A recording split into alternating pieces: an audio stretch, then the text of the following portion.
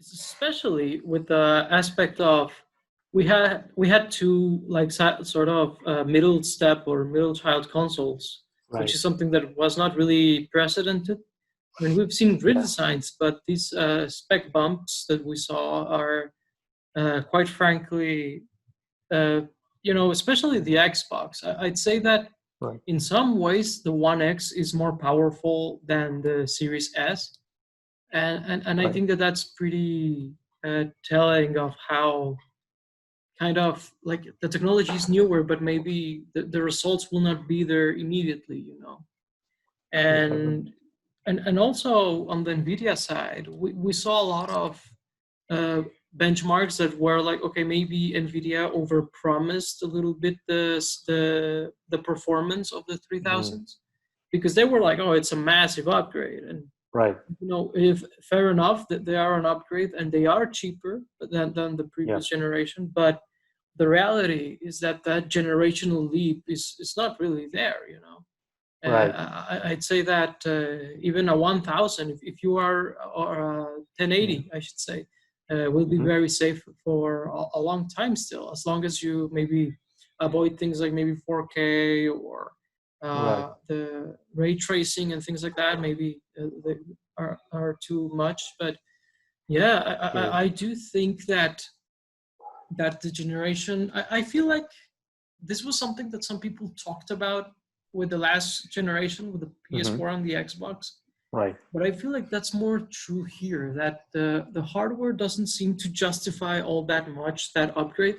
I don't know Right. if you've seen that Sony has been patching a lot of PlayStation 4 games Yeah. to include like they did something with the way that they process the memory, or they access the memory, and Mhm. now games like Until Dawn essentially have no loading screens.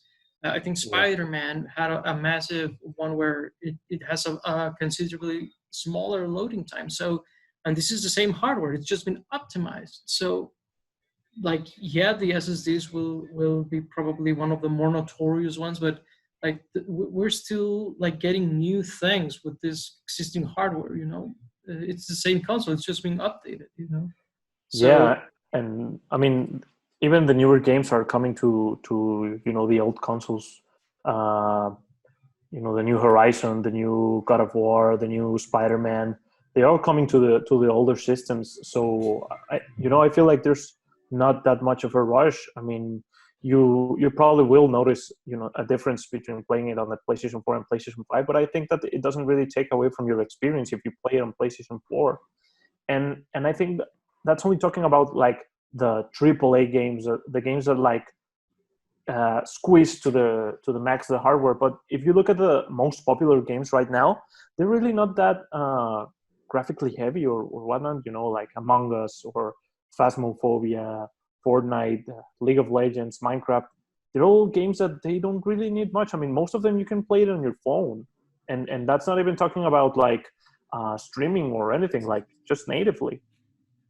yeah, that's a great point. Like, you see the most popular games. I guess that you could make the argument for games like League that are really old at this point, but Right. still, like it stands to things like Among Us or even Fall Guys. Like Fall Guys, yeah, I you forgot can that one. play on very very modest hardware, I guess you could say, and they run fine, and you have a lot of fun. And